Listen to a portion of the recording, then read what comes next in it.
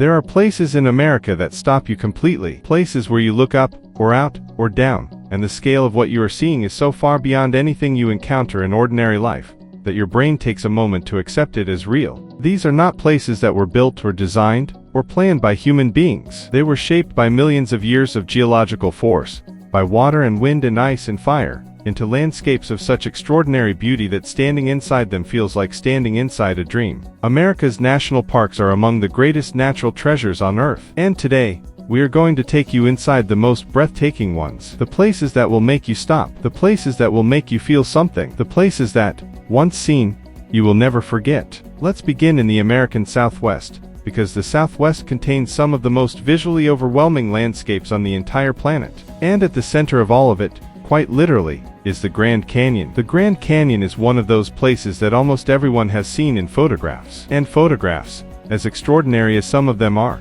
do absolutely nothing to prepare you for the real thing, because the Grand Canyon is not just a view. It is a scale, a depth, a physical presence that operates at a magnitude so far beyond ordinary experience, that the moment you reach the rim and look out over it, for the first time, something shifts. The canyon is 277 miles long. It is 18 miles wide at its widest point, and it drops over a mile, more than 6,000 feet, from the rim to the Colorado River at its floor. Standing at the south rim on a clear morning, with the light coming gold and horizontal across the canyon, and the shadows still deep in the inner gorge below, is one of the most powerful visual experiences available anywhere on Earth. The colors are extraordinary, layers of red and orange and pink and purple and cream, each one representing a different geological era, stretching back almost 2 billion years of Earth history. 2 billion years. Visible in the rock faces in front of you, it is humbling in a way that very little else in human experience can match. The canyon changes completely as the day moves. In the morning,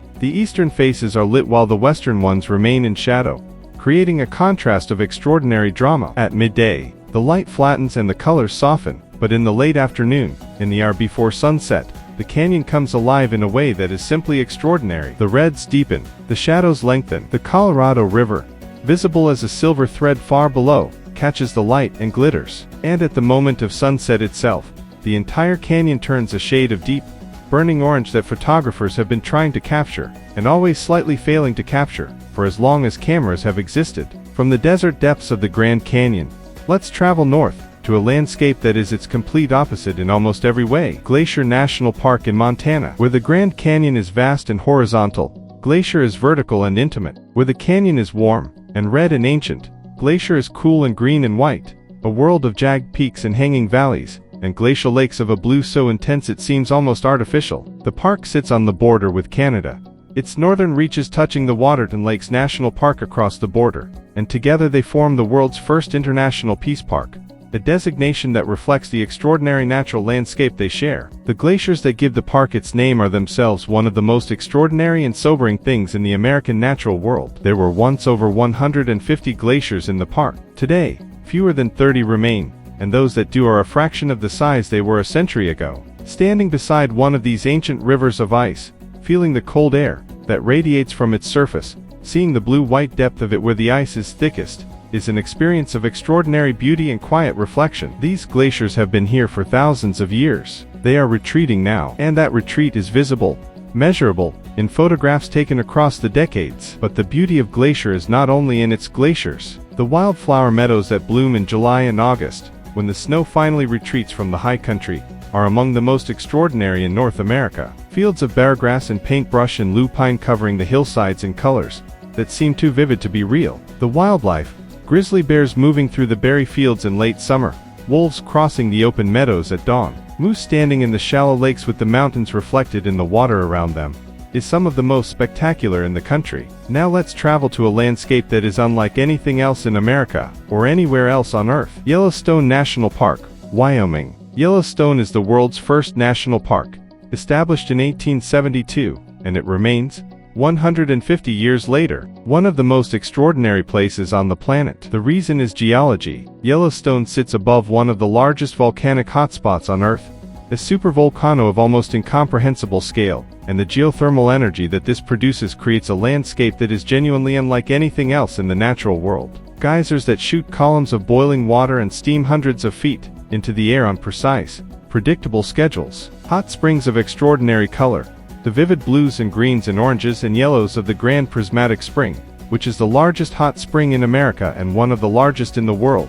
Its colors produced by the heat-loving microorganisms that thrive in its scalding water. Mud pots that bubble and hiss with a primordial energy that makes you feel as though you are standing at the very beginning of the earth. Old Faithful, the most famous geyser in the world, erupts approximately every 90 minutes, shooting a column of boiling water up to 180 feet into the air. Watching it from the viewing area, feeling the ground vibrate slightly as the pressure builds, then seeing the eruption begin with a burst of steam and water that climbs and climbs and climbs, is one of those experiences that is simultaneously completely predictable and completely astonishing every single time. But Yellowstone is not just its geothermal features. The Lamar Valley, in the northeastern corner of the park, is one of the finest wildlife viewing areas in North America. Bison herds of thousands of animals move across the valley floor in formations that look like something from a different century. Wolves, reintroduced to the park in 1995, have established thriving packs that are visible, with patience and good timing,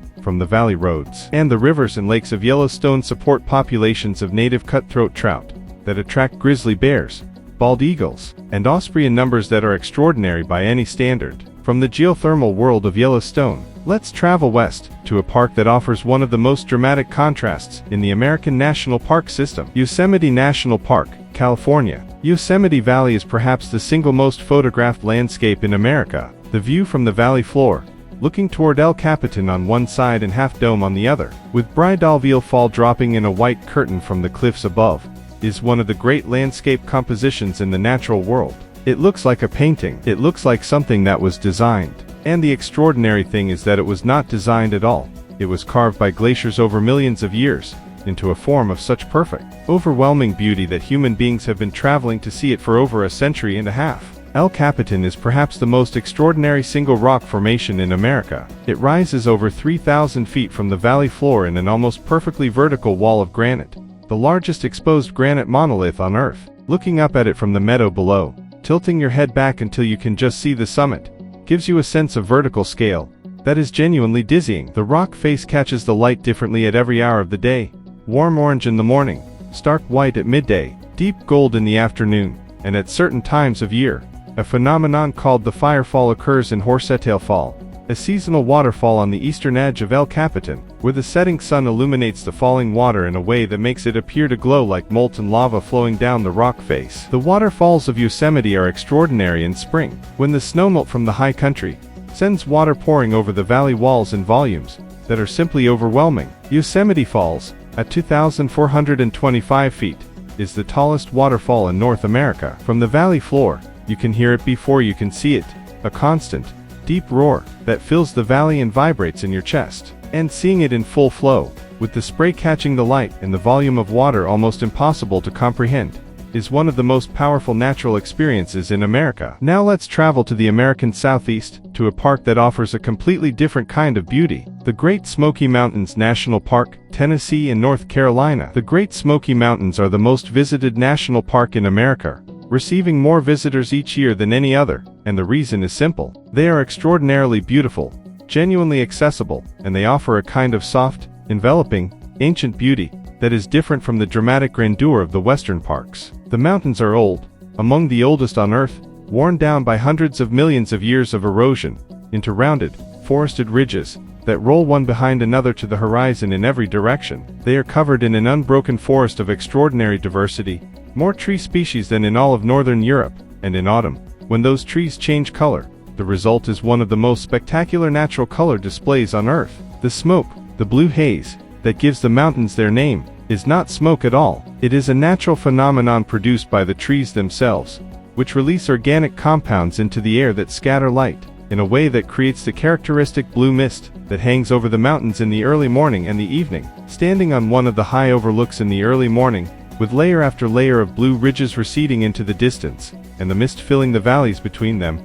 is a visual experience of extraordinary stillness and beauty. And finally, let's travel to a park that is unlike any other on this list, and unlike almost any other landscape on Earth. Arches National Park, Utah. Arches contains the largest concentration of natural stone arches in the world, over 2,000 of them, formed over millions of years, as water and wind in the freeze-thaw cycle worked on the sandstone of the Colorado Plateau. slowly carving away the softer rock, and leaving behind these extraordinary structures. Landscape Arch, at 306 feet, is the longest natural arch in the world. Delicate Arch, the iconic image that appears on Utah's license plate, stands alone on the edge of a sandstone bowl, framed against the sky and the LaSalle Mountains in the distance, in a composition of such perfect natural elegance that it seems impossible that it was not placed there deliberately. The light in arches is extraordinary at sunrise and sunset, the red sandstone turning colors that range from pale pink to deep blood red as the angle of the light changes. And the night sky above arches,